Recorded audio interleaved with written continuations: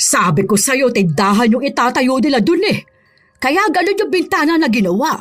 Tapos kanina, daming grocery. Inunahan ka pa magtindahan, no? Ayun na nga. Narinig niya atang balak natin. Kaya inunahan ako.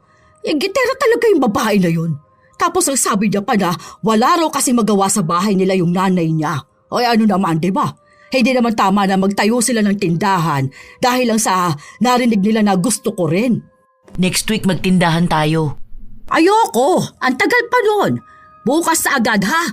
Ipapatanggal lang to eh. Pwede na magtindahan. Yung grocery na lang ang kulang. Baka next week pa. Ang tagal naman na nun. Ang dami na kayang bumibili sa tindahan nila. Ay dapat mas marami bumili sa atin. Hindi pwede yun na sila lang ang may kumikitang kabuhayan. Dapat meron sa atin. Tapos mas maganda. Mas marami dapat ang tinda natin ha. Tapos mas mura para sa atin na bibili yung mga tao. Mauuna naman tayong madaanan eh kesa sa kanila. Tsaka ako naman eh nandito lang palagi sa bahay para makatulong din ako sa'yo.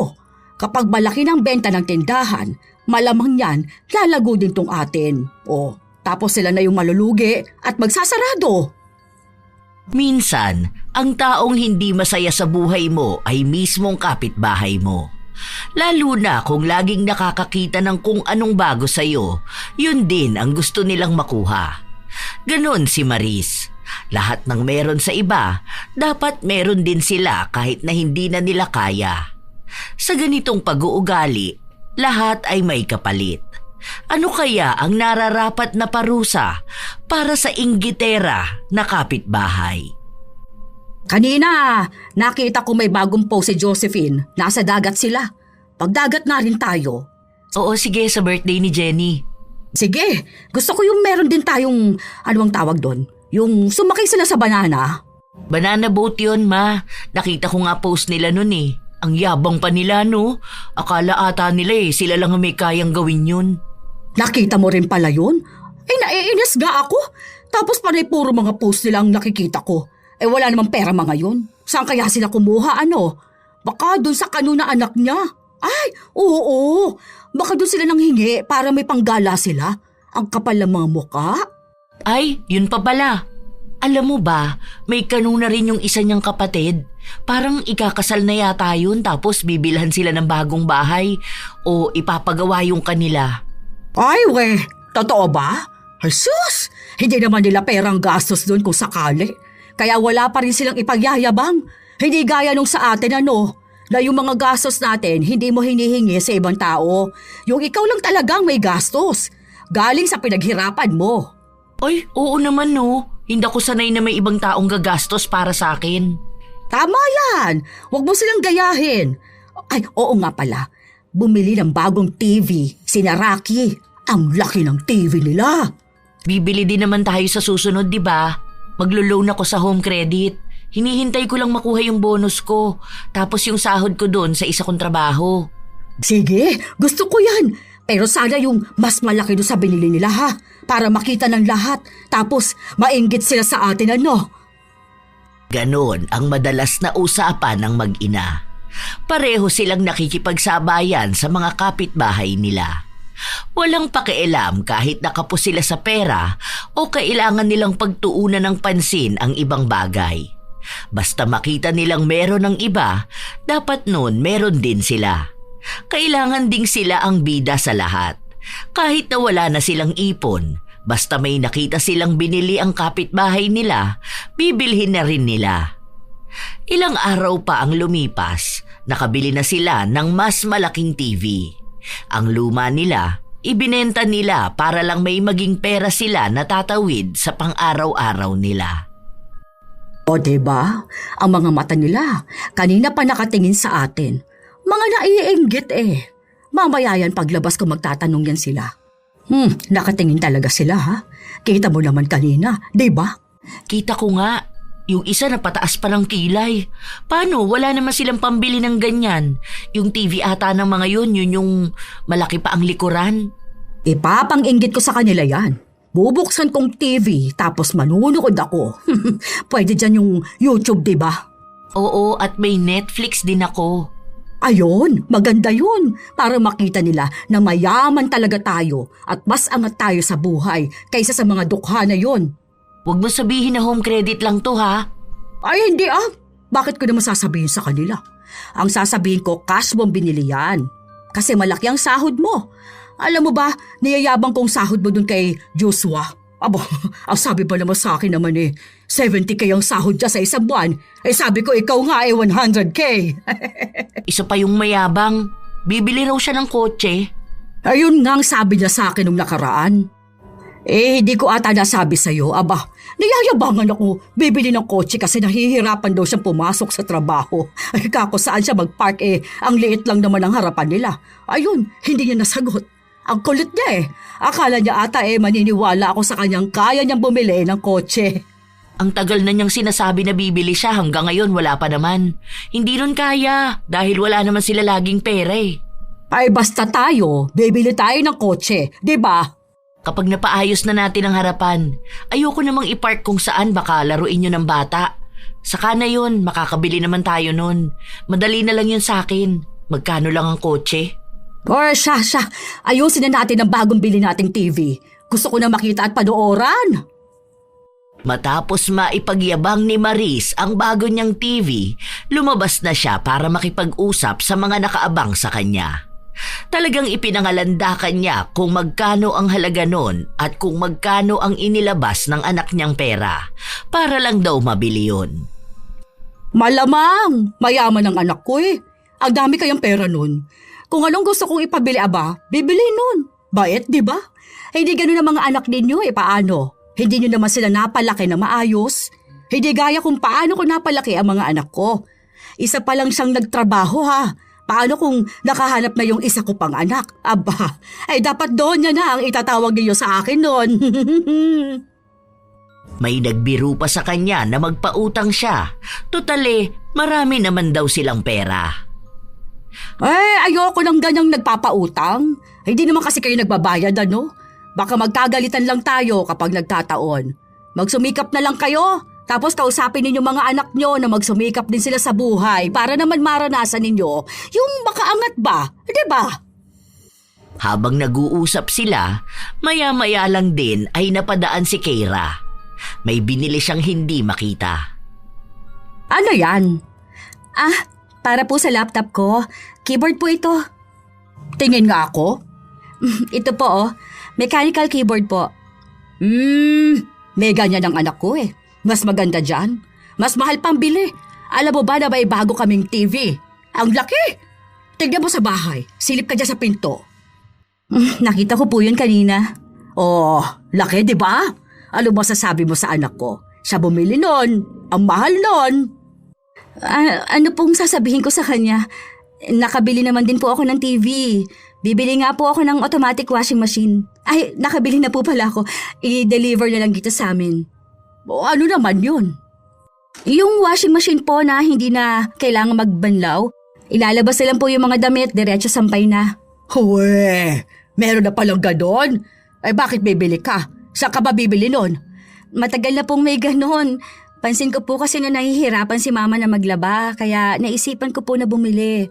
Para hindi na po mapagod ang kamay niya. Isasalang lang naman po yun, tapos yun na po. Baka yan din yung gustong bilhin ng anak ko. Tama, yan yung sinasabi niya sa akin. Hindi ko lang maintindihan nung nakaraan. Alam mo naman kasi ang mga matatanda. Akala ko normal na washing machine lang. Sige po, uwi na po ako. May gagawin pa po ako Napatango na lang si Maris. Nung umuwi siya, agad niya ring sinabi sa kanyang anak kung ano ang napag-usapan nila ng kanilang kapitbahay. Yon ang sabi niya, para daw sa mama niya. Sus, imposible na makabili yun sila, ma. Ang daming utang ng mga yun, Saka mahirap lang sila Yung ordinaryo bang tao kaya makabili ng ganon? Hindi, no? Yabang lang yun. Sabi ko na nga ba na yabang lang yung ganon? Ramdam kong hindi totoo. Gitera kasi yun, Nalaman niya na may bagong TV tayo. Malamang yung mama no nainggit tapos sinabi sa anak niyang gusto niya rin ng ganon. Kaya ayun, hanggang sa salita lang sila makakabili. Ang baba kaya ng sahod niya. Baka bills pa lang hindi na siya makabayad Magkano bayad nun kapag ganon ang gamit? Meron kami nun dati sa dorm. Sige, hayaan mo na sila. Kanina pala, sabi sa akin ni Junjun, ipasok mo raw sa trabaho yung anak niya. Gusto niya rin daw maging malaki ang sahod doon. Dapat sinabi mo na hindi kami hiring. Yun na nga ang sinabi ko. Medyo alam mo naman ang utak, hindi sapat. Kulang sa buwan. Hindi maintindihan yung sinabi ko. Gusto rin daw nilang makabili ng TV. Ang sabi ko, ikaw nga ang kausapin. Pero ang alam ko talaga, hindi nga kayo hiring. Sige, ako na lang magsasabi sa kanya. Nagpatuloy ang ilan pang mga linggo. Isang hapon, mag-isa lang si Maris na nakaupo sa sala habang nanonood sa bagong bili nilang TV. Nakabukas ang pinto para lang maipakita sa mga dadaan na may malaking TV sa bahay nila. Maya-maya pa, nakarinig siya ng boses mula sa labas. Parang may dumaan din na truck. Kaya lumabas siya. Nakita niya si Keira na naglalakad. Sa likod niya, may 2 lalaki na nagbubuhat ng tila ba binili niya. Kuya, doon nyo na lang po ilapag ha. Yung kapatid ko na lang po ang kukuha niyan. Ay, ano yung binili mo, be? Automatic washing machine po. Paano ka na ba nakabili dyan? Magkano ba yan? Mura lang po. Mga nasa 15K lang po bili ko dyan. Hulugan yan? Sa home credit ba? Hindi po. Cash po yan. Ay, nakabili ka ng ganyan ng cash. Ang galing mo naman pala. Paano yun nangyari? May trabaho po ako, kaya po ako nakabili. Ay, ganun ba? Ngumiti si Maris, pero sa kalooban niya ay naiinggit na siya. Hindi na siya makapaghintay na umuwi ang kanyang anak para masabi na may binili nga ang bago nilang kapitbahay. Nung kinagabihan, doon na muling nag-usap ang mag-ina. 15K nga raw ang bilhin niya. Hindi ako naniniwala na kaya niya yun ng cash, no? Baka kamo, home credit lang yun pero ayaw niya lang sabihin ng totoo. Sus, magkano ba naman ang sahod niya? Saka nag-aaral pa yung kapatid niya, di ba? Alam mo, pansin ko na parang ang bilis nilang umangat sa buhay. Baka may ginagawa silang kakaiba, ano? Ay, oo nga. Baka scammer sila. Di ba may biniling laptop si Keira nung nakaraan? Sabi ko na nga ba, may kakaiba yung ginagawa. Hindi talaga ako naniniwala na ganun lang yung trabaho niya tapos nakakaangat na agad sila sa buhay. Imposible na ang bilis nun. Depende na lang kung may iba pa. Alam ko na. Baka naman tulak yung tatay niya, tsaka yung kapatid niya. Sabi ni, baka nga. Makakabili siya ng cash tapos may balak pa silang ipagawa ang bahay nila. Di ba? Meron nga talagang something. Sige, mamatsagan ko yan sila. Mahuli ko yan, ititimbre ko yan kay Dos. Tignan natin kung makapagyabang pa sila. Front lang yung trabaho niya. May illegal na gawain yan. Ipinagkalat na kaagad ni Maris ang mga bagay na yon kahit na hinala lang naman ang iniisip nila. Wala siyang pakialam kung makakarating man ang mga salita niya dahil sinasabi niyang kaya naman niyang panindigan ang katotohanan. Ilang araw pa ang lumipas, nakita niyang bit-bit ni Keira ang bagong washing machine. Ay bakit? Saan niyo dadalhin yun? Isasauli po namin kasi sira. Oh, ganun? Bakit? Anong sira niyan? May tumutunog sa loob, tapos minsan parang hindi po umiikot. Ang sabi sa akin, isauli na lang kasi may warranty pa naman po yun. Doon na lang gagawin. Di wala na ulit kayong ganyan. Hanggang sa matapos ipagawa po. Ay, ganun. Balik pala kayo sa dating paglalaba, ano? Natutuwa si Maris nang malaman na sira ang gamit ng kapitbahay. Isa yon sa nagpapasaya sa kanya kapag may nasisira na gamit ng iba. Ang sabi niya, basta wag kanila ang masira, hindi na baling sa ibang tao. Kinagabihan, sinabi na naman niya kay Hera ang nabalitaan niya. Hindi yun. Baka kamo hindi na siya nakakahulog kaya hinatak na lang. Sinungaling din yung babae na yun. Balik na naman sila doon sa kusot-kusot. Ilusyonada kasi masyado. Akala ata nila kaya na nilang buhay na ganun kaganda. Hindi nila alam na hindi naman din bagay sa kanila. Ayun na nga, nagpapanggap silang mayaman kaya bibili sila ng ganun. Para namang hindi labandera nanay niya noon. Kahit nga kusutin lang yung damit gamit ang kamay nagagawa nun. Tapos bibili pa sila ng automatic washing machine. Ayan, nahatak tuloy. Ay, alam mo ba, may nagkabit ng aircon kanina doon sa bahay ni na Jamil. Kita ko nga sa post niya kanina, nagpapasalamat siya. 2 aircon yata yung kinabit yung isa doon sa kwarto nila mag-asawa. Kasi pinag-uusapan yun kanina, mura lang daw aircon nila. Tapos sabi ko, paano naman sa bills? Mura lang daw yung nabili nila. Hindi ko naman alam kung totoo nga yun. Bili rin ba tayo? Saan natin ipapalagay? Kahit sa kwarto na lang siguro, no? Hindi ko rin alam. Saan ba dapat? Pwede naman dito sa sala. Kaso lagi ka na magsasara ng pinto at bintana nun. Ganon? Paano nila makikita yung TV ko? Sa kwarto na lang siguro, no? Pwede naman banda rito. Para kapag nakabukas ang pinto, makikita nila na may aircon tayo. Tapos bibihira ako lang bubuksan. Kumbaga, kapag magbubukas ako, doon na lang ako tatambay sa kwarto. 2 rin papakabit natin? Sige, sakto lang yan. Kasi nga magtatag-init na rin. Grabe pa naman ang init sa panahon ngayon. Ay sige, bili ka ng aircon ha. Oo, ako nang bahala. Sa susunod na linggo bibili ako 2. May bago na namang ipagyayabang si Maris. Nung dumating na ang aircon na bili nila, ikinabit na rin agad yun. Sakto naman na dumaan ang ina ni Keira kasama ang dalaga. Napahinto pa sila sa tapat ng bahay ni na Maris.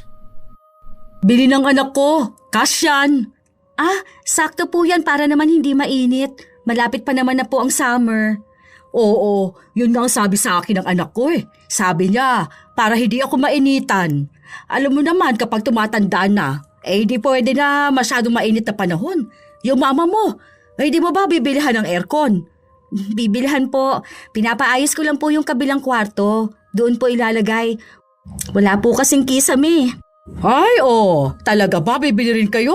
Nakita mo kasi sa amin Bago pa po kayo bumili, naisip ko na po yun. Bale, ang problema lang po talaga yung sa kisame namin. Tsaka marami na pong may aircon ngayon dahil nga po sa init ng panahon. Kasi dito sa atin hindi naman lahat merong aircon. Yung iba nga nagtitiis sa init. Saan ka naman kukuha ng pera pambili ng aircon? Baka naman makikabit kayo ng kuryente kapag naputulan kayo. May trabaho po ako. Tsaka mag-work from home na po kasi ako. Kailangan ko na pong magkaroon ng aircon sa bahay para makapagtrabaho ako ng maayos. 1 month na lang po papayagan na akong magtrabaho sa bahay. Talaga ba? Yung anak ko ayaw mag-work from home. Hindi siya pinapayagan kasi kailangan siya sa office nila.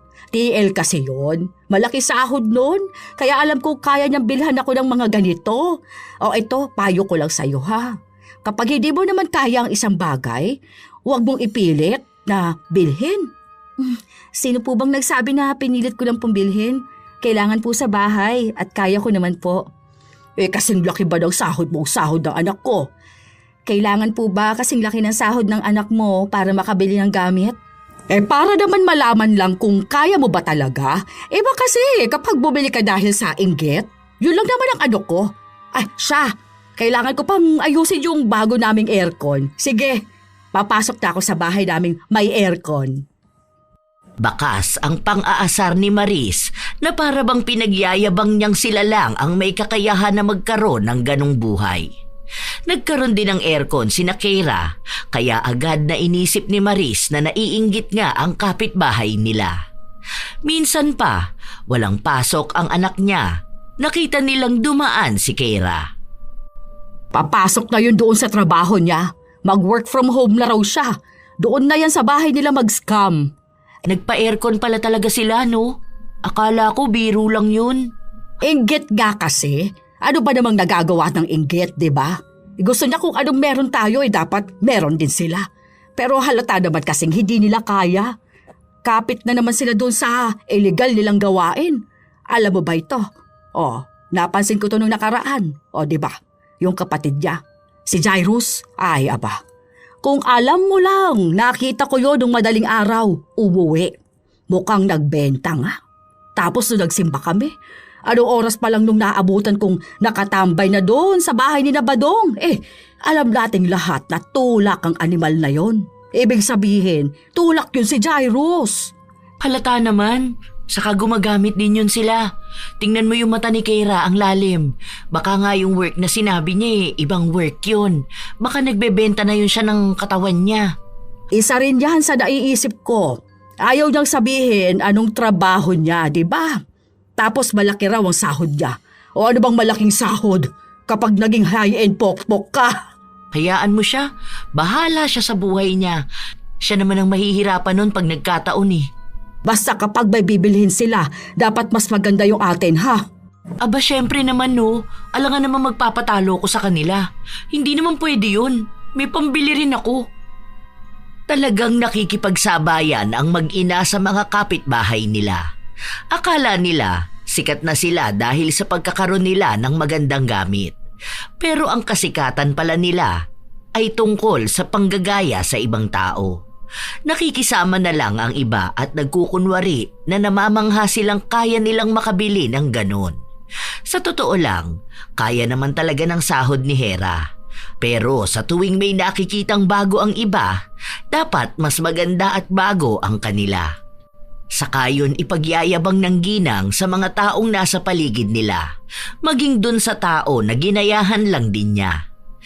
Isang araw, nung pauwi na si Maris, nakita niya ang kapitbahay niyang nagpapalit ng kurtina. Mas maganda, bago, kaya dali-dali siyang umuwi ng bahay nila.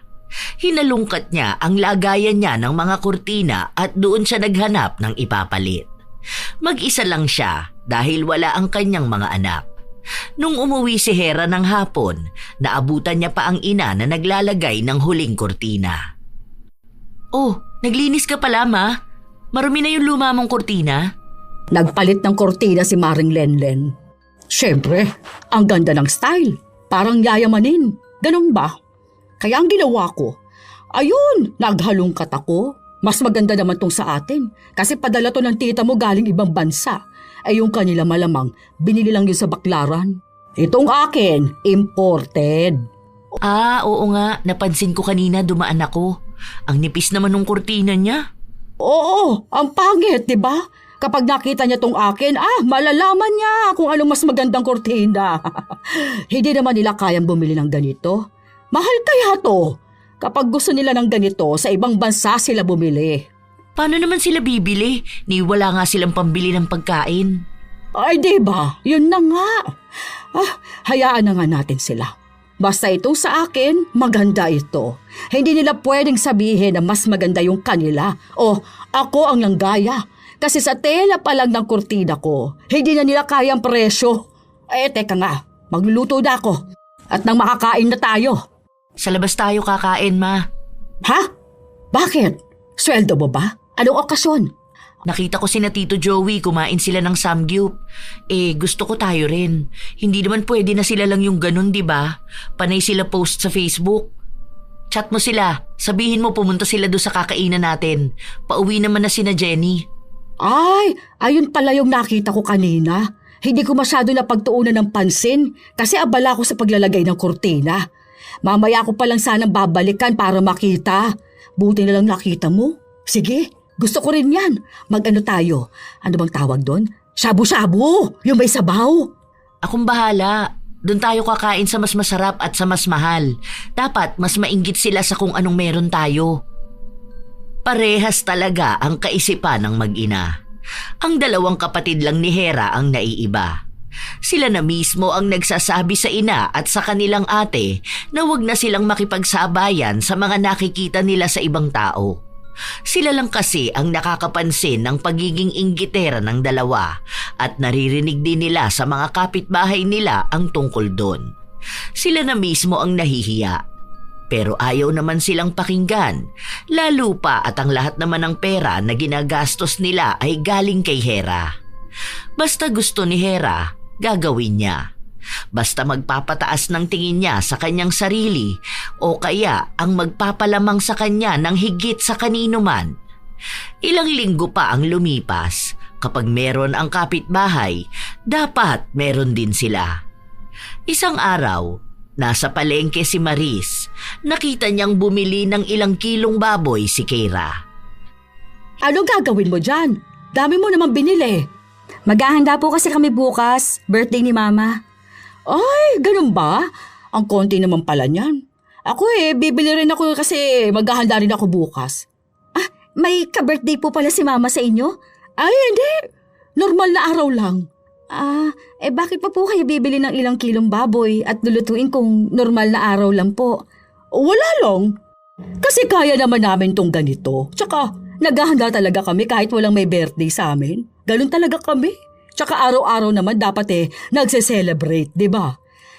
Para kasi magpapakain po kayo ng isang barangay.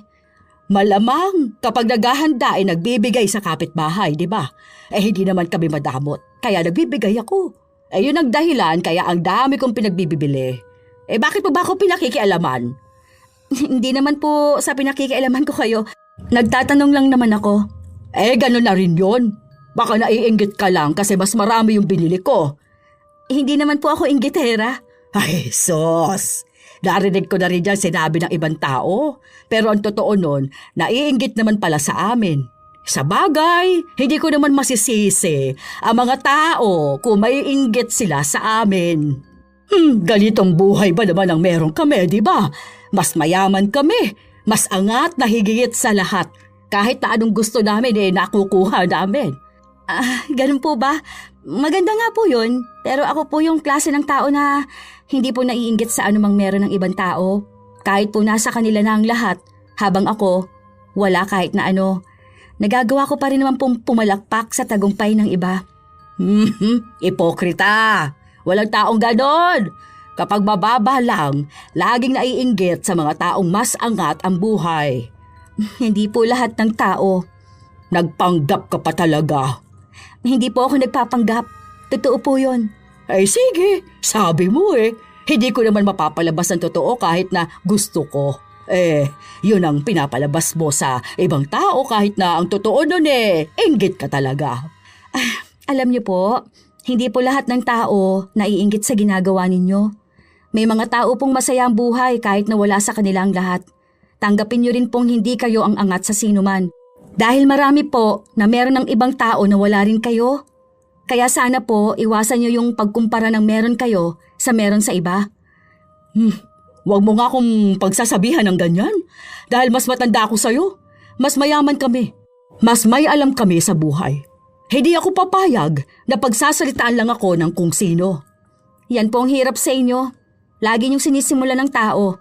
Pero kapag kayo naman po ang binalikan, wala na po kayong ibang ginawa kundi ang magpa-victim. Hay, makauwi na nga. At ang init dito sa palengke. Buti pa sa bahay namin may aircon. Hindi na lang kumibo ang dalaga. Inis na inis pa nga si Maris nung nakauwi siya sa kanila. Sakto na naroon na ang panganay niyang anak. Anong ginagawa mo rito? Half day ka lang? Wala kaming pasok, may inayos sa office kanina. Oh, ano yan? Bakit ang dami mo naman binili na karne ng baboy? Magbebenta ka ba? Nakasale ba yan ngayon? Hindi. May handaan kasi bukas kina Kera. Birthday ng mama niya. Nakasabay ko siyang bumili. Ayun, dinamihan ko na lang din ang bili ko. Magluluto na nga lang ako para may handaan din tayo. Maghihintay pa ako ng bigay sa kanila. Birthday pala. Sige, okay lang yan. Dapat bumili ka ng pampansit. Meron pa naman dyan. Tsaka kumpleto naman na to. Pwede rin akong bumili bukas ng umaga. Total, maaga naman nagbubukas dyan sa tindahan. Doon na lang ako bibili ng ibang tinda. May nakalimutan nga akong bilhin Paano? Nainis ako doon kay Keira. Halata naman na naiinggit siya. Bakit? Ano ba napag-usapan niyo? Sabi niya na hindi naman daw ako nakakainggit. Naniwala ka naman doon? Dakilang inggitera yung pamilya nun. Ayun na nga. Kaya umalis na rin ako dahil nakakapikon siya. Pinaglalaban niya talaga na hindi siya naiinggit sa atin. Paano? Napahiya ata siyang mas marami pa yung binili kong karne kanina kaysa doon sa binili niya. Tingnan mo bukas yan mas marami pa ang ihahanda ko. May pasok ka ba bukas? Wala. Mga 2 araw kaming walang pasok. Ayun, sakto. Magpatugtog din tayo. Arkila tayo ng videoke, no? Dapat yung mas malakas kaysa sa kanila. Sige, gusto ko na rin magkakanta. Nagkasundo ang mag-ina ng gagawin nila kinabukasan. At yun nga ang nangyari. Maaga pa lang ay gumising na sila para magluto. Nag-argila rin sila at kumanta. Inimbitahan nila ang iba pa nilang mga kapitbahay para lang magpunta sa kanila, kaysa sa bahay ng may kaarawan. Wala naman silang ibang narinig mula sa pamilya ni Keira, hanggang sa natapos na lang ang araw. Para bang sila ang mas masaya. Kinabukasan lang din nun, napansin ni Maris na parang may handaan sa kabilang bahay. Oh, bakit? May birthday ulit sa inyo? Ngayon po kami nag-celebrate kasi nasa trabaho ako kahapon. Bakit ngayon? Bakit hindi mo nalang hinabol kahapon? Nagpapapansin ka ba? Ano naman po ang ipapapansin ko sa inyo? Wala naman po akong ginagawa. Tsaka may handaan naman po kayo kahapon eh.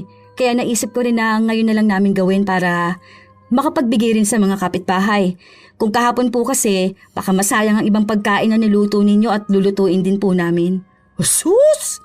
Gusto mo lang magpapansin sa ibang tao para lang sabihin nila na kaya ninyo maghanda. Ano po ba talaga ang problema nyo? Sa amin po ba kayo galit? O ano po ba? Ako? May problema sa inyo? Wala naman. Baka kabok kayo ang inggit sa amin. Lagi nyo nilang po yung sinasabi sa akin. Sa totoo naman po na wala naman pong naiinggit sa inyo. Oh, talaga ba? Ilang beses na po nating napag-usapan yun. Sige nga po, magtanong po kayo sa mga kapitbahay natin kung may pakialam sila sa inyo. Wala naman po. Kayo lang po ang nag-iisip nun dahil akala nyo po kayo na ang pinakamagaling sa lahat. Hindi nyo alam na may kanya-kanyang buhay ang mga tao. Oh, share mo lang. Tingnan nyo po. Hindi rin naman kayo makausap ng maayos. Dahil inggitera ka.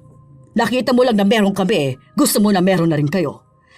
Ayoko na po sanang makasama ng loob ninyo pero kayo po kasi talaga ang inggitera sa totoo lang. Hoy! Anong inggitera ang pinagsasabi mo? Hindi gano'n ang ugali ko, ano? Bastos naman parang pagsabihan ako ng ganito. Huh, kapal na mukha mo ah. Naninira ka. Hindi po yun paninira. Nagsasabi po ako ng totoo. Bakit hindi niyo po kausapin ng ilan sa mga kapitbahay natin para malaman ninyo anong tingin nila sa inyo? Yung mga kinakausap ninyong kaibigan nyo, sila mismo ang nagsasabi kung gaano kayo kapapansin at inggitera. Ayoko pong mambasto sa sarili ko, pero kayo po ang namimilit na makapagsalita ako. Ang sabihin mo, bastos ka talaga. Ay sinisiraan mo pang mga kaibigan ko eh. Sila nga itong bumabati sa akin at masaya sa tagumpay ko. Ikaw ang hindi masaya para sa akin. Ano naman pong hindi ko ikasasaya sa inyo? Lahat naman po ng meron kayo, kaya rin po namin.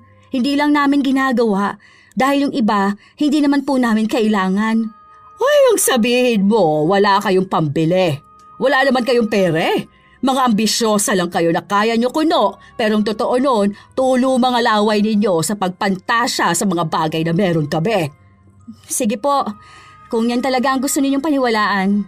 Mahirap naman po kasi makipaglaban sa isang tao na walang ibang alam gawin kundi ang paniwalaan kung ano lang yung gusto nila. Kung yun po ang tingin ninyo, okay po.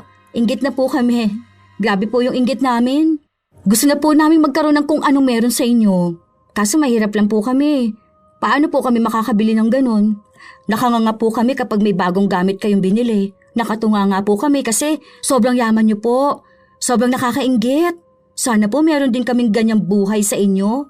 Oh, kita mo na? Ay namin mo rin. Nainggit ka sa amin, di ba? Opo, ito na nga po yun oh. Inamin ko na nga po.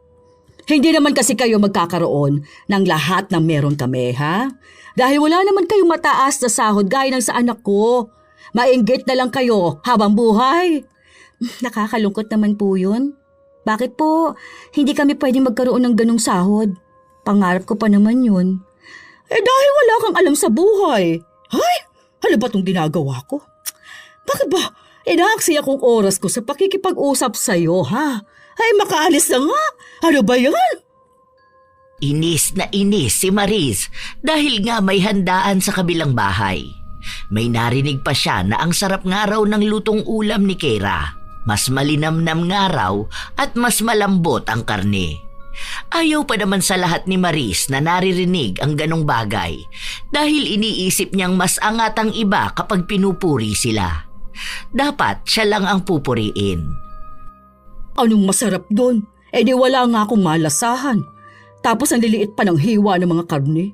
Kita mo naman bigay ko kahapon, di ba? Ang lalaki ng hiwa nun. Hindi tinipid.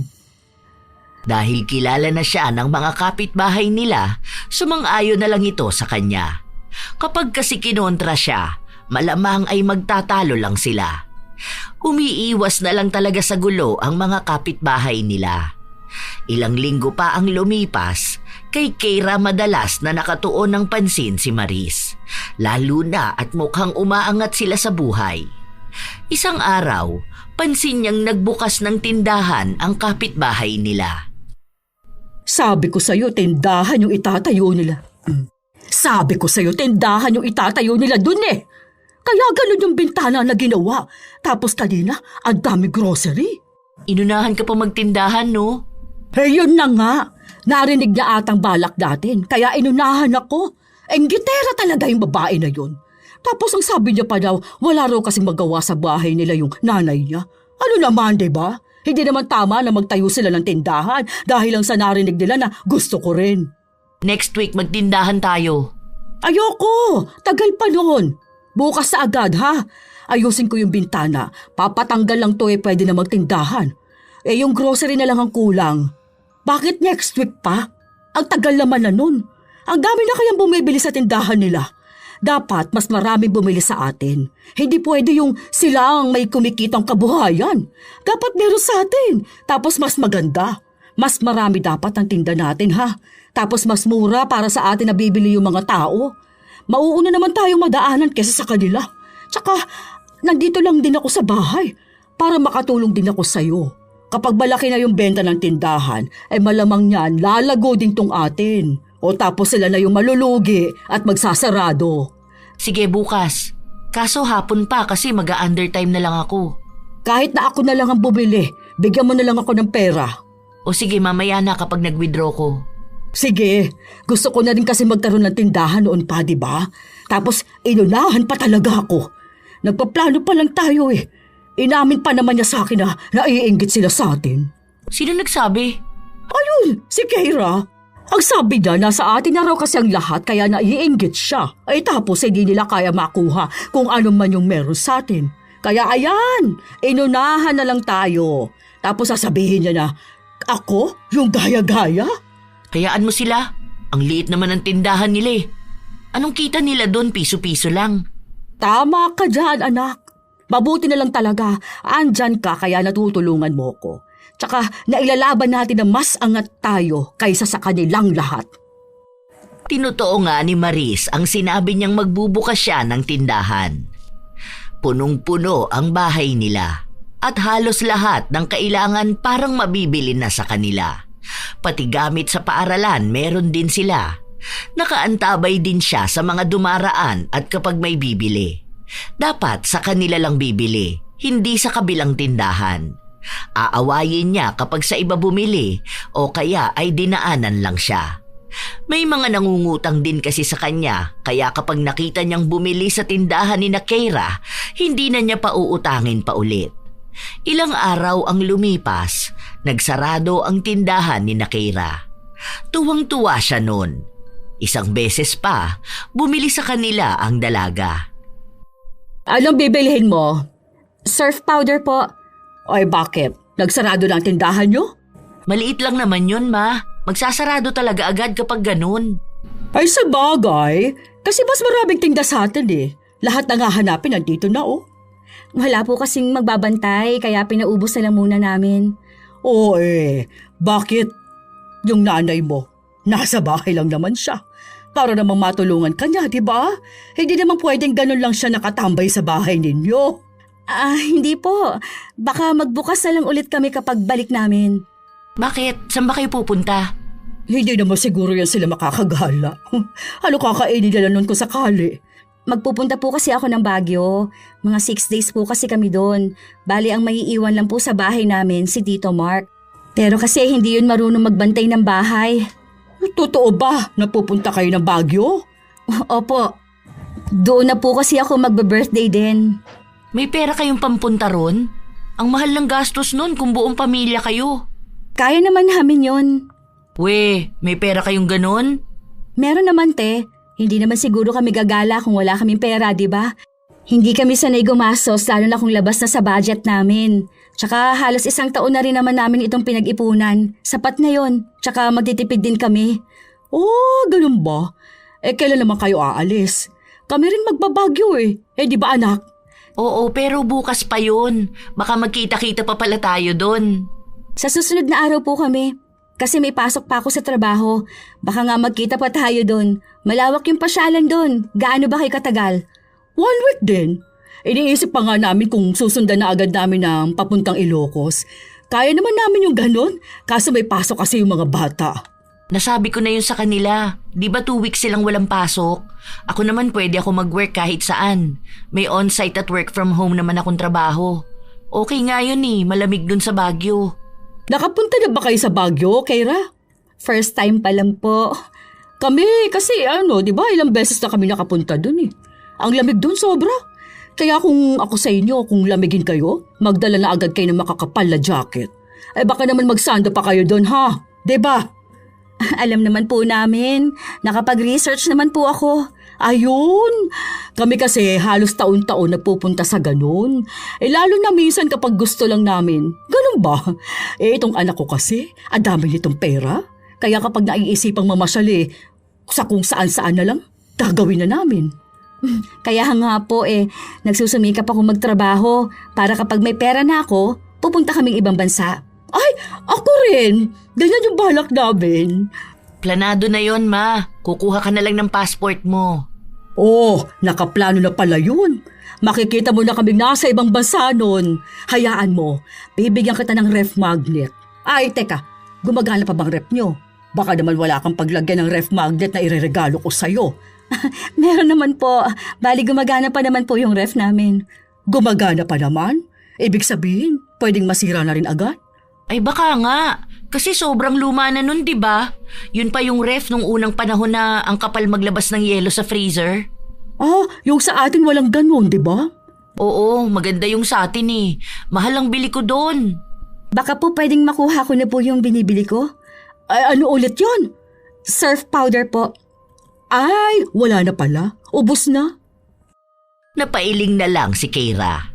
Ang tagal niyang nakipag-usap, wala naman pala siyang napala. Nung kinagabihan na, biglang nag-empake ang buong pamilya ni Maris.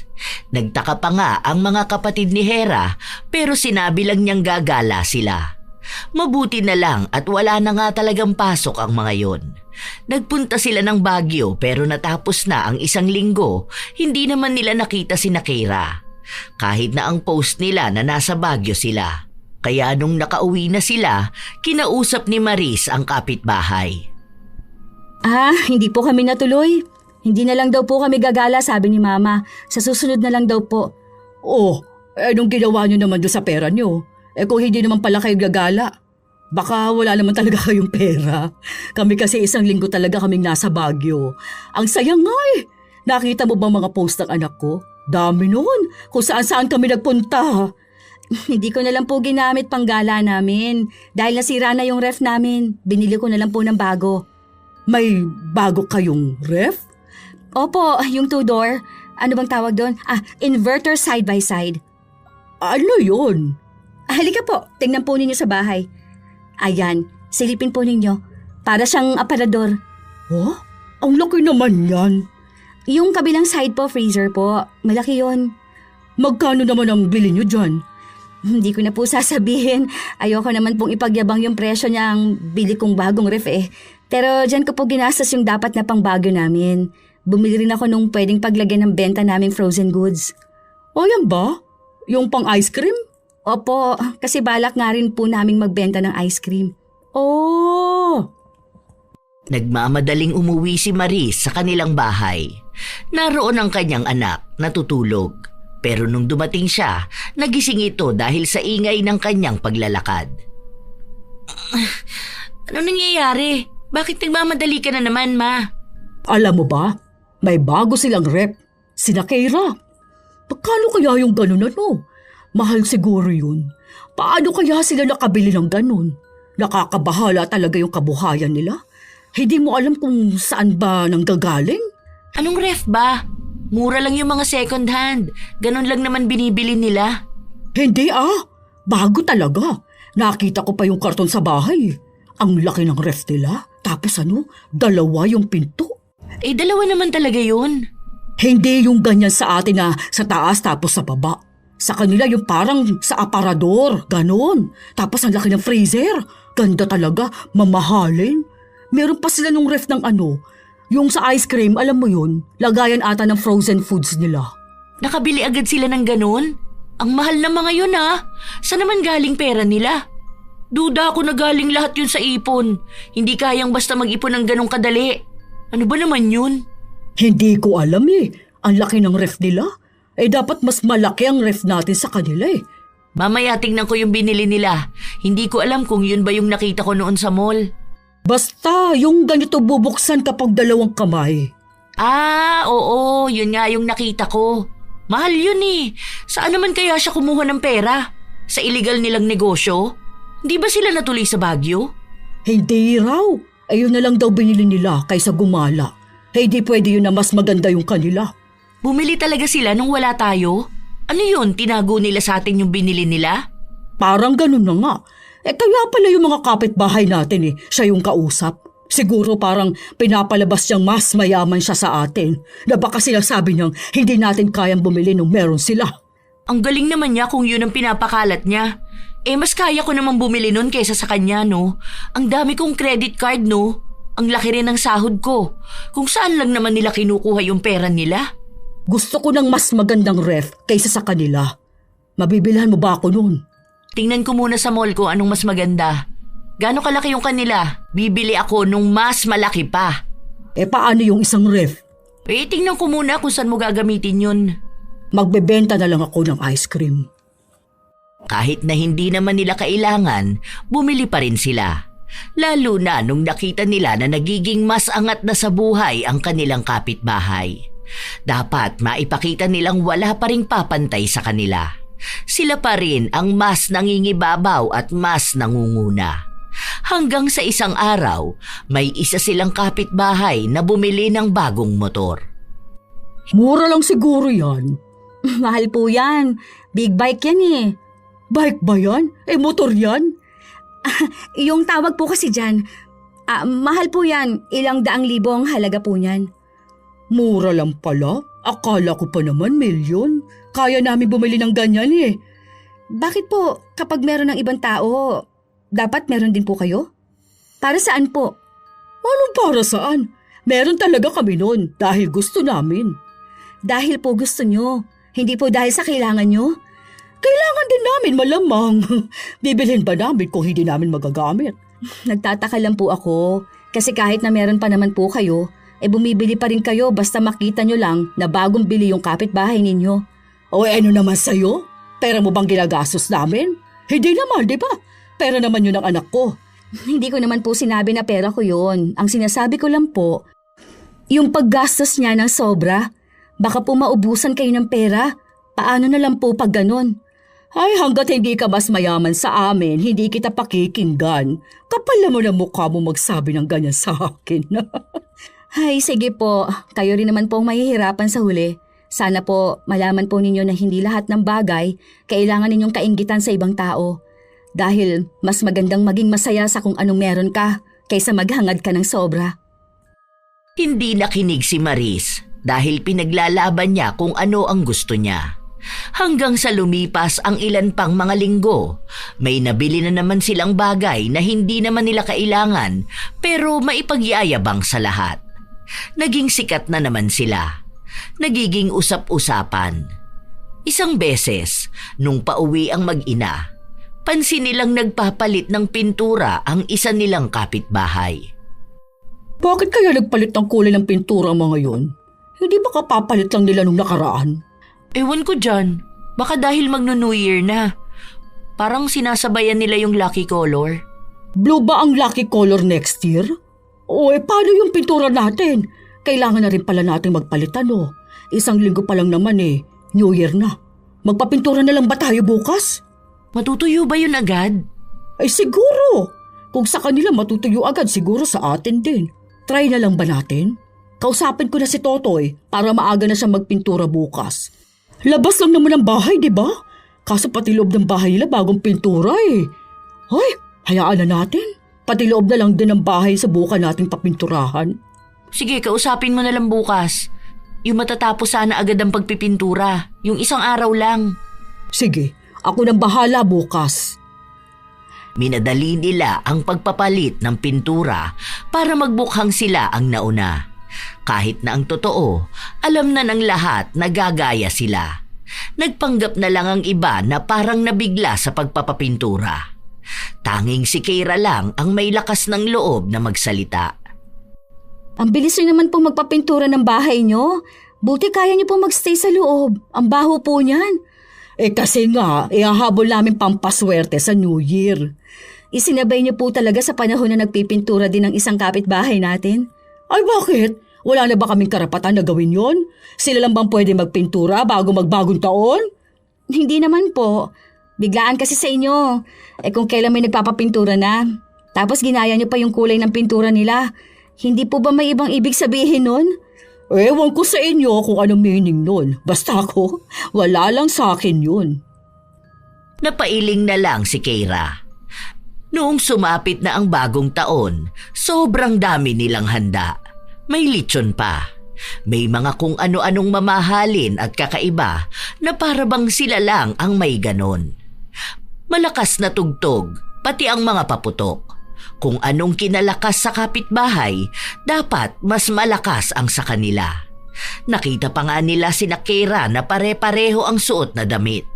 Kakaiba, hindi katulad sa kanila na taon lang ang nakalagay sa damit. Saan niyo binili yan? Pinagawa namin to, te. Ako yung nag-design tapos naganap ako ng magpiprint. Ganda, di ba? Ayaw ko kasi nung nabibili lang or na-order. Kasi pwedeng may kaparehas kami eh. Tsaka yung taon lang na nakalagay sa t-shirt.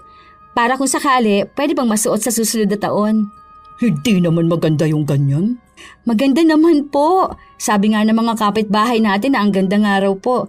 Nagtatanong din sila kung saan namin binili. Tapos namangha sila nung nalaman nila na ako lang po yung nag-design. Sige po Happy New Year. Sana po magbago na tayong lahat.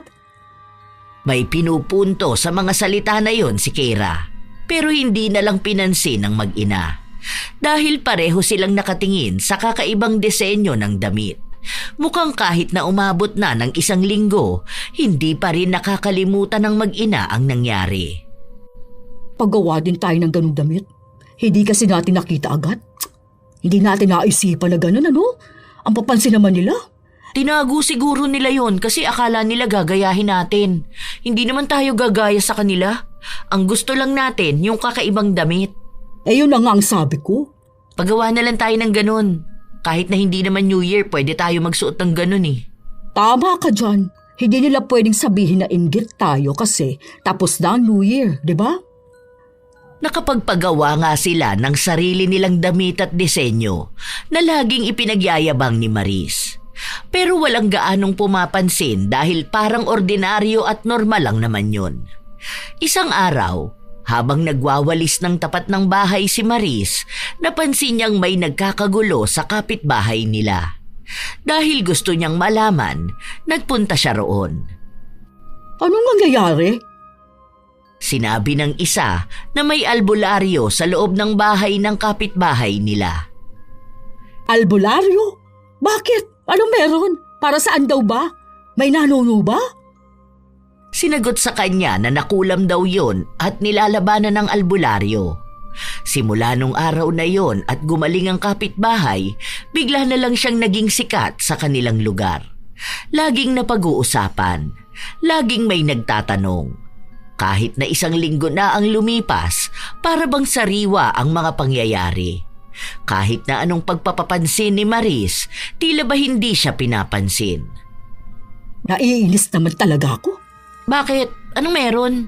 Paulit-ulit yung kwentuhan ng mga kapitbahay natin. Sikat na sikat sa kanila yung nakulam.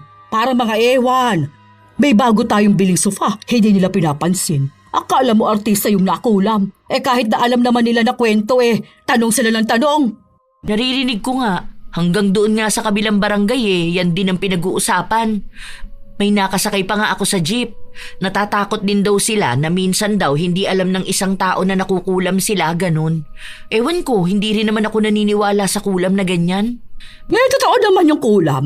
Kasi noon sa amin, may ganyan din mga kwento. Pero hindi naman yung umaabot ng ganyang katagal, ha? Baka papansin lang din. Sumasabay siya sa kasikatan. Minsan lang kasi pag-usapan. Sige ma, alis na muna ako. Magkikita kami ng mga kaibigan ko eh. Bukas na ako uuwi. Laging may mga tao na nagtitipon at ang kapitbahay ang pinag-uusapan nila. Kaya ang nangyayari, nawawala siya sa paningin ng iba. At iyon ang ayaw niyang mangyari. Kaya ang ginawa niya, sa sobrang inggit sa atensyon ng iba, kumausap siya ng isang tao na pwedeng magpakulam sa kanya. Wala siyang pakialam kung may masamang mangyayari sa kanya, basta maging sikat lang siya sa iba. Mabilis lang din naman yung nangyari. Gumising na lang siya isang beses na may tumubong malaking bukol sa kanyang kabilang mata.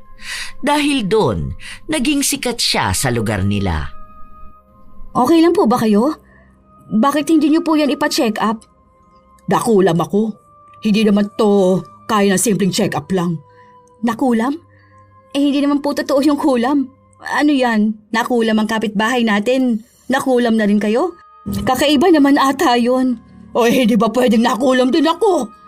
Huwag niyo pong sabihin na pati ang kulam na nagpapasakit sa isang tao, kaya inggitan mo rin. Kakaiba naman na yun. Ay, wag mo nga, ang sakit, aray ko. Ay, Hala, namumulay ang bukol nyo. Parang may dilaw din sa gitna. Parang nana po. Hindi ba yan puputok? aray, ang sakit, aray ko. Malakas ang boses ni Maris para lang iparinig sa mga kapitbahay nilang may masakit nga sa kanya. Nakuha niya ang atensyon ng lahat. Nakuha niya ang kagustuhan niyang maging sikat sa sakit niya. Kapalit naman nun ay ang tila ba walang hanggan na sakit na dulot ng kulam. Isang beses pa, hindi siya makatayo dahil nga sakit na sakit siya. Hindi na rin nakapasok ang kanyang anak sa trabaho. Tara na kasi sa ospital, ma. Bakit ba ayaw mo sumama sa akin? Tawag na ako ng ambulansya. Wag, hindi to magagamot sa ospital. Bakit naman? Nakulam kasi ako. Aray, grabe. Sobrang sakit nito kapag kumikirot siya na parang tubitibok-tibok. Aray, ang sakit talaga. Ha? Anong kulam? Bakit ka naman makukulam? Sino naman nagagawa nun sa'yo? Ay, tawag ka ng albularyo na. Aray ko, ayoko na. Hindi ko na to kaya. Napahiyaw si Maris sa sobrang sakit ng nararamdaman niya. Hindi na niya kinakaya dahil para na siyang mamamatay. Pero mukhang ang isa sa iniisip niya ay tungkol pa rin sa magiging usap-usapan ng iba. Gusto niyang makita ng ibang tao kung paano siya gagamutin ng albularyo. Para kung gagaling siya, magiging laman na rin siya ng usapan ng iba. Magiging mas matagal ang atensyon sa kanya ng ibang tao.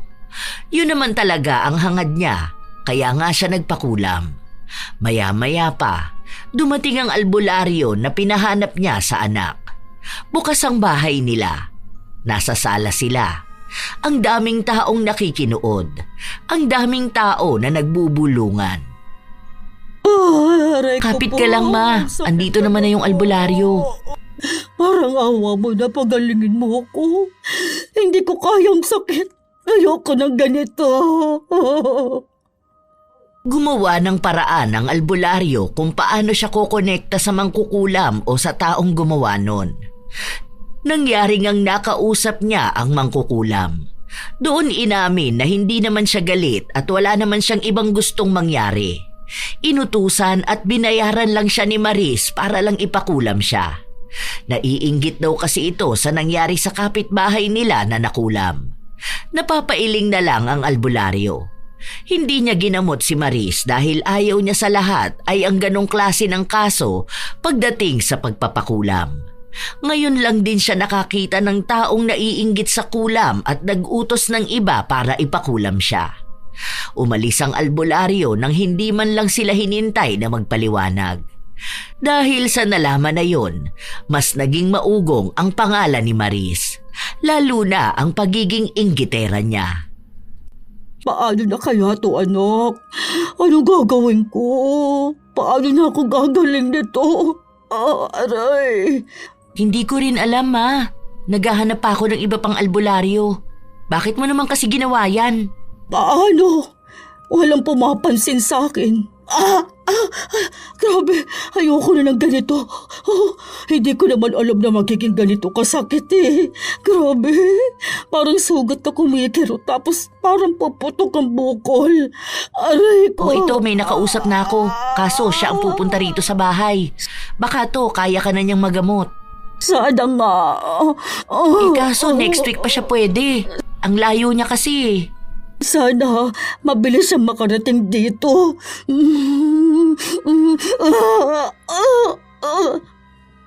Naging sikat na siya sa lugar nila dahil nga sa pagpapakulam niya sa kanyang sarili. Naging pangit na rin ang tingin sa kanya ng ibang tao. Kung pangit na noon, mas pangit ang naging resulta ng pagpapapansin niya. Ilang araw pa ang lumipas, hindi pa rin dumarating ang albularyo. Hanggang sa nakita siya ni Keira. Sikat ka na pala, te. Hindi lang dito, pati na rin sa ibang tao. Kasi nang bumibili ako sa palengke, pinag-uusapan ka rin nila. Yung babae nga raw na pinakulam ang sarili niya. Bakit kailangan mo pang sabihin sa akin? Wala naman, nasabi ko lang.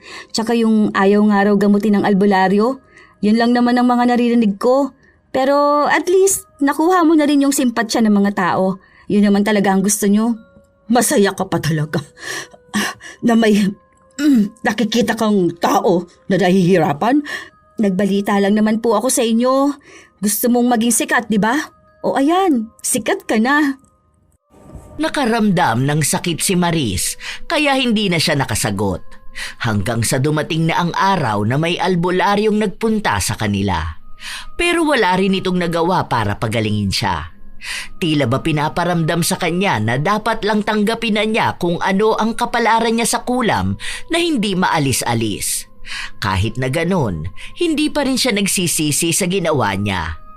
Ilang linggo ang lumipas, bit-bit ni Maris ang sakit. Isang beses pa, nakita niya ang kapitbahay nila na may bit-bit na magandang aso. Kaninong aso yan? Sinabi ng kapitbahay nila na binili nila.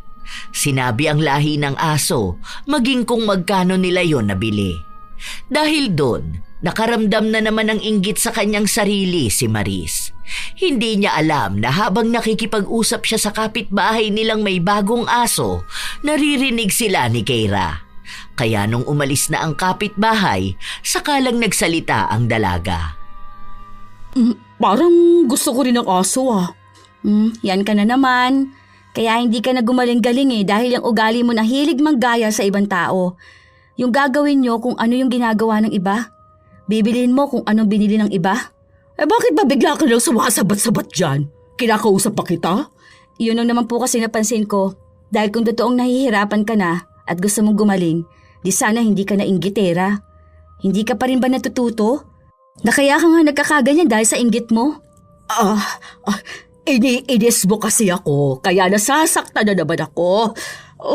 Kapag ako namatay, ikaw talagang mumultuhin ko. Grabe naman yon.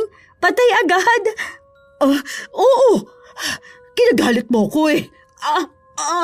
Ang sakit. Kumikirot na naman. Alam mo, may kaya akong gawin. Hindi ko lang sinasabi. Kasi baka mamaya sabihin mo, ikaw rin meron ka nung meron ako. Alam mo ba na kaya kitang gamutin? May lahi kasi kaming albularyo at sa amin, ako yung pinakamarunong. Kaso paano naman kita gagamutin kung ganyan naman ang ugali mo? Babalik at babalik ka lang din sa pagiging inggitera. Hindi ako naniniwala na kaya mo, no? Bahala ka na po sa buhay mo. Hindi naman kita kailangan pilitin. Basta sinabi ko sa'yo kung ano yung kaya kong gawin. Bakit? Kailangan ko pa bang patunayan yun sa'yo? Una sa lahat, hindi ka naman makukulam kung hindi ka nainggit dun sa taong kinulam. Baka ikaw pang kumulam sa akin.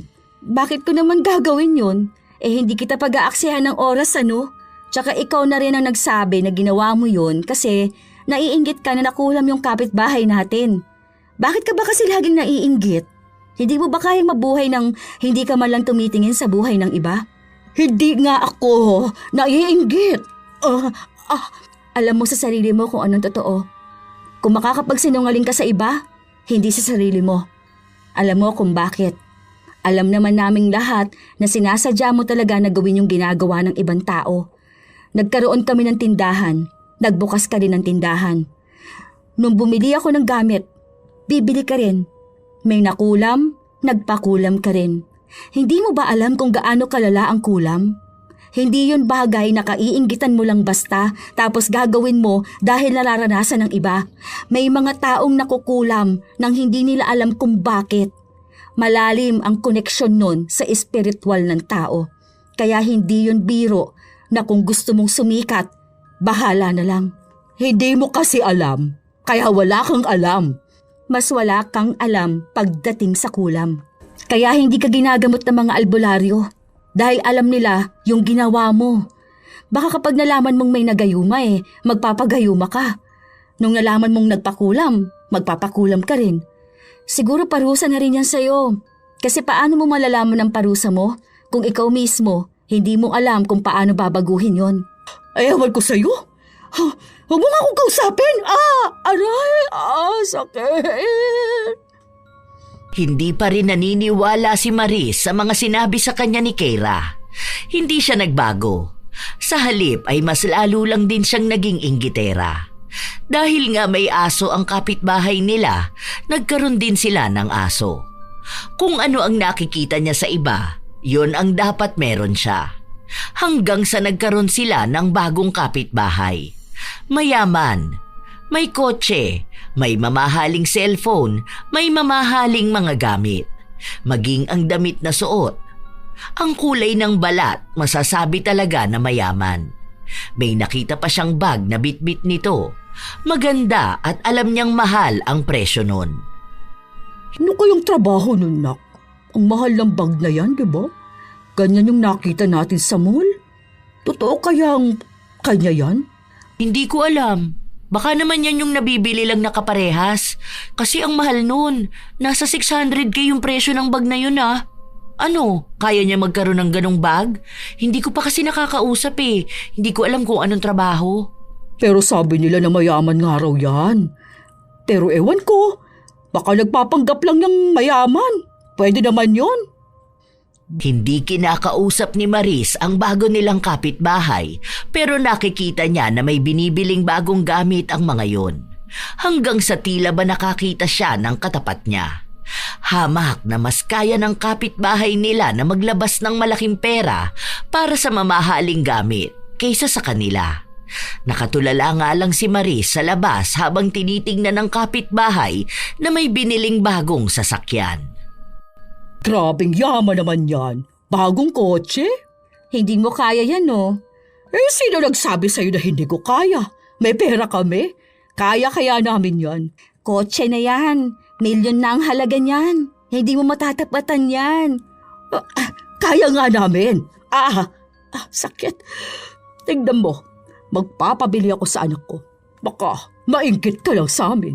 Hindi naman uso sa akin ang inggit Hindi ko pa naman kayang bumili ng kotse sa panahon ngayon. Siguro sa mga susunod kaya na namin. Magpapabili ako kay Hera. Alam niyo po kung ano mas maganda? Yung gamutin niyo po muna ang sarili ninyo bago kayo maghangad ng bagay na meron ng iba. Ayun pong bukol niyo, mas lalong lumaki. Hindi niyo na pinapagaling. Sa bagay, mas malala naman ang inggit. Kasi yun, wala talagang makakapagpagaling doon. Hindi yun nagagamot ng doktor o kaya ng albularyo. Aray, sakit. Kumikirot na naman itong bukol ko. Magkukulam ka talaga. Gumagamot po ako ng kulam. Hindi ako mangkukulam. Ay, alam niyo na ba kung anong trabaho niyang bagong kapitbahay natin? Kung bakit ang yaman nila? Mukha ba may pakialam ako sa kanila? Aray. Kahit po hindi ninyo sabihin, alam kong meron. Abogado po yung babae, tapos yung lalaki naman may-ari ng isang negosyo. Hindi ko lang alam kung anong negosyo yun, pero parang pagawaan ng mga sapatos. Ganun. Tapos yung anak nilang panganay, may negosyo rin. Tapos mayaman na sila noon pa man. Kasi may namana sila sa mga magulang nila. Kaya kahit na anong gusto nila, talaga mabibili nila. May pera sila eh. Hindi lang luho. Jesus! Kaya rin namin yung ganun Hindi lang kami makabili ng kotse agad. Dahil sino magmamaneho, di ba? Hindi naman pwedeng ako dahil may sakit ako tsaka matanda na ako. Tanggapin nyo na lang po ang katotohanan na may taong mas mayaman kaysa sa inyo. Yung taong kayang bumili ng bagay ng walang kahirap-hirap. Kung sa kanila kayo makikipagtapatan, naku po, ubos po ang pera nyo. Sa kanila kasi barya pa lang ang nababawas. Ay baka kayo, yung todo yung hirap. Barya lang ng anak ko. Kinumusta nyo na po ba ang pera ng anak nyo? Baka po hindi nyo alam ha, na malaki na po ang utang niya. Natanong niyo po ba siya kung may emergency funds kayo? Kasi paano kung kinailangan nyo ng pera? May mailalabas po ba siya? May magagamit kayo? Kasi hindi nyo pwedeng ibenta ng kaparehas sa presyo ang gamit ninyo. Ang mangyayari niyan, mababa ang bili. Lugi kayo. Tapos ang taas pa naman ang pride nyo. Iisipin ninyong napahiya kayo kapag naibenta ang gamit ninyo. Wala akong pakialam sa'yo. Dahil alam ko maraming pera ang anak ko. Kung anong meron sa amin, yon ang kinikita niya at sobra pa. Kaya huwag kang papansin. Ang sa akin lang, concern ako sa anak ninyo. Panay ba naman kasi oo sa mga gusto nyo eh. Tapos sa mangyayari nun, mahihirapan siya magbayad. Pero kayo, bahala kayo. Kasi hindi naman kayo nakikinig sa sinasabi ng ibang tao. Kahit sana concern lang sa anak mo. Walang naging kibo si Maris. Lagi-lagi ring sumasakit ang bukol niya. Ilang albularyo na ang nakausap ng anak niya pero wala pa rin kayang gumamot sa kanya. Hanggang sa nagpabili siya ng kung ano dahil nakita niyang meron nun ang kapitbahay nilang mayaman. Gusto ko ng ganung bag. Ang ganda. Nakita ko talaga yung kulay dyan. Naku, ganun yung paborito ko. Hindi ko na kaya bumili, Ma. Ha? Ay bakit naman? May pera ka, di ba? Bala ko sana magpa-check up eh. Parang may problema yata ako sa dugo ko. Kaso ang mahal ng magagastos ko pag nagkataon. Wala na akong pera. Naubos ko na nung nakaraan na bumili tayo ng bagong kama. Paano wala ka ng pera? Marami kang pera, di ba? Malaki ang sweldo mo, yung credit card mo. O dami na. Bili mo ko. Gusto ko meron din ako eh. Pero yung mas maganda, kasi nakikita siya ng mga kapitbahay natin. Puro sila namamangha sa kanya. Alam ko naman na kaya natin yun. Tapos may nagbibenta pala ng barbecue dyan sa labas. Magbenta rin tayo. Kasi laki ng kita nila. Uso pa naman yun ngayon. Tapos may balot din. Hindi ko na po talaga kaya, Ma. Baka nga tama si Keira. Nagpapanggap lang ako na kaya ko pa. Nag-usap kayo ng babae na yun? Ano namang sinabi niya sa'yo? Bakit pa nakikinig ka sa ibang tao? Dapat hindi. Gayahin mo ako. Alam ng lahat na hindi ko pakikinggan ang sasabihin nila na mas sikat ako sa kanilang lahat. Hindi naman po yun ganon, Ma. Bigla lang din naming napag-usapan. Tapos may sinabi siya sa akin na bigla ko ring napagtanto nitong mga nakaraan. Lalo na yung tungkol sa pera. Ayoko mabaon sa utang dahil lang sa luho at inggit. Tama nga siya na ang dami kong perang sinayang dahil lang sa gusto kong meron din tayo nung meron sa iba. Buti na lang yung mga kapatid ko hindi nagmana sa ating dalawa. Kasi kawawa ang pamilya natin kung lahat tayo ganito. Ano bang pinagsasabi mo? Wala namang mali sa ginagawa natin. Ang gusto lang naman natin, yung hindi tayo nalalamangan, di ba? Yun nga po ang mali. Ayaw nating nalalamangan tayo ng ibang tao. Na dapat hindi naman po ganun. Kasi paano na lang kung makatapat tayo ng isang taong meron talaga ng higit sa atin? Di tapatan natin. Kaya naman natin eh. Hindi po ganun, Ma. Napagtanto kong mali yun. Hindi tayo pwedeng tumapat sa iba lalo na kung angat talaga sila. Kasi mauubos tayo. Ni wala po akong ipon. Tapos ang dami mo pang gustong gawin. Stress na nga ako na hindi kita mapagamot eh. Sana po matutunan mo rin kung ano yung natutunan ko. Okay lang yan. Sa una ka lang dan yan. Nagpapa-apekto ka kasi sa sinasabi sa ng Keira na yun. Kapag nawala na sa utak mo mga sinasabi niya sa'yo, malalaman mong tama pa rin ako at yung mga ginagawa natin. Kaya kung gusto mo ng negosyo, magluto na rin tayo ng barbecue. Kaya ko pa naman. Minsan hindi na sumasakit tong bukol ko. Itong buwisit na bukol na to. May nagbebenta na po nun. Huwag na natin kalabanin. Kapitbahay lang po natin, oh. Kahit na, lakas kaya ng benta. Ano, sila lang bang dapat kumita ng kabuhayan? Sa palengke nga tabi-tabi nagtitinda, di ba? Oh, bakit sa negosyo rito sa atin hindi pwede? Kaso nagnenegosyo ka lang naman po pag gusto mo. Kapag may kalaban ka o nakita ka sa ibang tao, hindi po yung negosyo na gusto mo dahil gusto mo po akong tulungan. Hindi naman sa gano'n. Aray, sakit! Ito na naman, aray ko! Ang sabi sa akin ni Keira, marunong daw siya manggamot. Kaso kaya niya lang yun kapag nakita niya nagbabago ka. Konektado rin daw kasi yun sa kalooban mo, sa ugali mo, sa energy mo. Tutulong lang siyang gumaling ka pero ikaw mismo ang magpapagaling sa sarili mo. Kahit na mismong anak niya ay hindi niya pinakikinggan. Dahil para sa kanya, mas alam niya ang kanyang ginagawa. Hindi lang yun basta bunga ng inggit, kundi parte ng pagkatao niyang dapat mas nakakaangat siya sa iba. Hanggang sa lumipas ang ilan pang araw, kumupit siya ng pera ng anak para lang bumili ng mamahaling bag. Pinakita niya sa lahat na kahit na may sakit siya, kaya niya pa ring mabigyan ng magandang bagay ang sarili niya. Para panlaban niya na rin sa kapitbahay nilang may bagong bag. Ngunit sa ginawa niya, hindi nakapunta ng ospital si Hera. Hindi niya nagawa ang gamutan para sa sakit niya. Kaya lumala ito. Nahimatay siya bigla sa pampublikong sasakyan, saka siya dinala sa ospital. Pagpunta ni Marie sa ospital, nalaman niyang may kanser sa dugo ang anak. Maaagapan pa yon kung may tamang gamutan. Pero wala silang pera. Yung huling pera ni Hera, binili pa ng alahas ni Maris para ipangyabang sa kapitbahay nilang may makapal na gintong kwintas. Doon na niya unti-unting nakikita ang pagbabago. Kapag okay na ako bukas, babalik na ako sa trabaho ko. Kailangan natin ng pansustento rito sa bahay. Magtipid na lang siguro muna tayo. Hindi mo naman kaya magtrabaho. Pero kailangan ko. Ano na lang kakainin natin? Paano naman yung mga pangangailangan natin sa bahay? Ang dami nating gastos. Sakayang sa sakit mo. Paano ka naman? Wala, ganun talaga. Hindi naman tayo naghanda eh. Hindi natin inisip yung pwedeng mangyari. Hindi natin pinaghandaan yung buhay na ganito dahil masyado tayong nakatuon sa pakikipagpaligsahan. Ngayon, hindi na natin alam kung paano pa babangon. Magpatuloy na lang tayo sa buhay. Kung makakabawi man tayo, sana nga makabawi pa. Naiiyak na lang si Marie sa mga nangyayari. Hindi niya akalain na aabot sa ganitong punto ang buhay nila. Hindi niya inisip na mismong anak niya ang magsasakripisyo at maghihirap.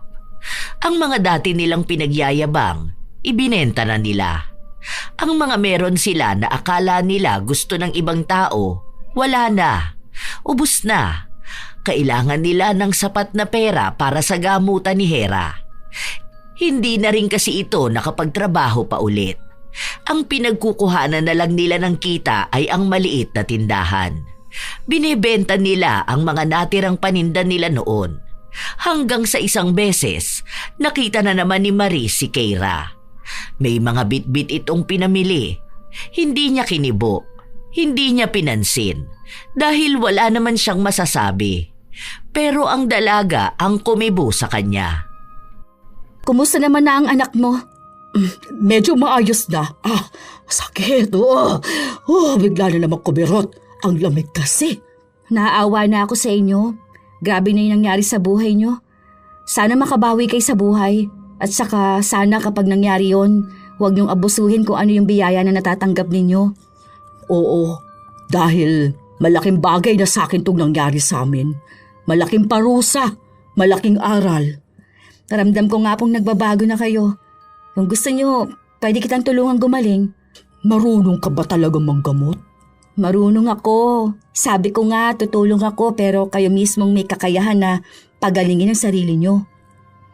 Noong una, nahihiya pa si Maris dahil hindi siya sanay na humihingi ng tulong sa ibang tao. Pero ngayon, yun na mismo ang ginawa niya. Inorasyonan siya ni Keira ng 4 na beses sa loob ng 4 na Huwebes. Nawala ang kirot, pero may bukol pa rin. Inabisuhan siya na magpa-opera.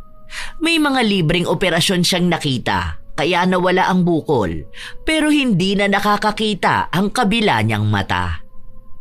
Okay ka na po ba, Ma? Ikaw ang dapat na tinatanong ko niyan. Anong nararamdaman mo? Itong sa akin, ako naman na may gawa nito. Sa inggit ko ba naman?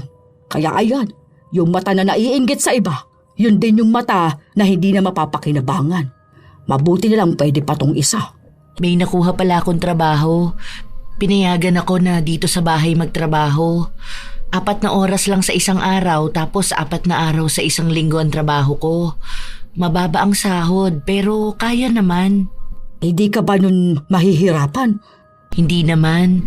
Sabi naman ng doktor sa akin, pwede naman na. Natutunaw na yung cancer ko. Basta ingat lang talaga. Salamat sa Diyos. Ay, salamat naman. Hayaan mo, makakabawi rin tayo sa buhay. Itong pangalawang buhay natin, yung nasa tama, nasa ayos at walang inggit. Salamat din talaga kay Keira. Dahil siya yung tumulong sa akin. Kapansin-pansin na talagang nagbago na si Maris at ang kanyang anak. Kahit na may nakikita sila sa ibang tao, hindi na nila iniisip na dapat sila rin ay meron nun. Natutunan na rin nilang maging masaya para sa ibang tao. Simula nun, kahit paano ay nakakabawi na sila. Nakabili na ulit sila ng mga gamit na nawala sa kanila. Pero ang mga gamit na kailangan lang nila, hindi yung maipagyayabang lang. Naging dahilan din yun para maging kaibigan nila si Keira, na minsan ay tumutulong sa kanila. Nakaaangat sa buhay sina Keira, pero wala silang narinig na pagyayabang. Hanggang sa ngayon, unti-unti pa ring bumabawi ang pamilya ni na Maris. Gumaling na rin si Hera, pero may mga bawal siyang gawin para hindi bumalik ang kanyang sakit. Minsan talaga, may mga taong naiinggit sa tagumpay ng iba, lalo na kung kapitbahay. May mga tahimik lang sa umpisa, pero bawat galaw ng iba ay may puna. Kapag may bagong gamit ang katabi, may biglang paghahambing. Kapag may kaunting ginhawang narating ang iba, may kurot ng sama ng loob. Ang inggitera na kapitbahay ay hindi natutuwa sa progreso ng kapwa dahil sa pakiramdam na sila ay naiiwan. Ang ugat ng inggit ay madalas takot na maiwan at pakiramdam ng kakulangan. Sa halip na tingnan ang sariling kakayahan at posibilidad, mas pinipiling sukatin ang buhay batay sa meron ng iba. Dahil dito, nagiging mabigat ang pakiramdam at ang simpleng pamumuhay ay napupuno ng pagkukumpara. Habang abala sa pagsilip sa bakod ng iba, unti-unting napapabayaan ang sariling bakuran, ang sariling pangarap, sipag at direksyon. Ngunit ang inggit ay hindi kailanman nagbunga ng tunay na saya. Hindi nito pinapabilis ang pag-unlad, ni hindi nito dinadagdagan ang biyaya. Sa halip, pinapaliit nito ang puso at nilalason ang isipan. Ang tagumpay ng bawat tao ay may kasamang kwento ng hirap, tiyaga at panahon. Hindi pare-pareho ang daan at hindi rin sabay-sabay ang pagdating. Tandaan natin na ang pag-angat ng iba ay maaaring maging patunay na may pag-asang umunlad. Ang paghahambing ay palitan ng inspirasyon. Ang pangungutya ay palitan ng sipag. Mas payapa ang buhay kapag marunong tumanggap, maghintay at magsikap. Hindi nababawasan ang sariling halaga kapag may ibang nagniningning.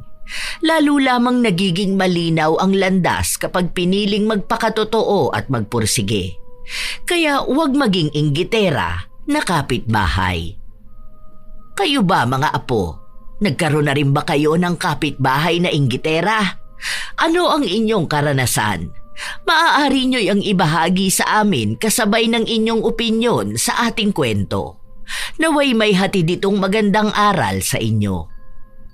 Shout out sa ilan sa mga masusugid na tagapakinig ng mga istorya ni Lola Telang. Maricel Morillo, Rain Nika Gonzaga, Chantal Vlogs from Bahrain, Jenna Nolasco, Marian Delta Fuente, Jeneline Mateo, Evelyn Abong Carbakil, Lynn Tots, Febe Ranyada, Heidi Verzon, Shelo Ems, Gia Gigi, Girly Satur, Siling Department ng Cosmo Malvar, Batangas, Chabelita, Mariel Barreto, Marieta Yoto, Cherry May Libiran, Lori Inaldo, Bianca Cruz.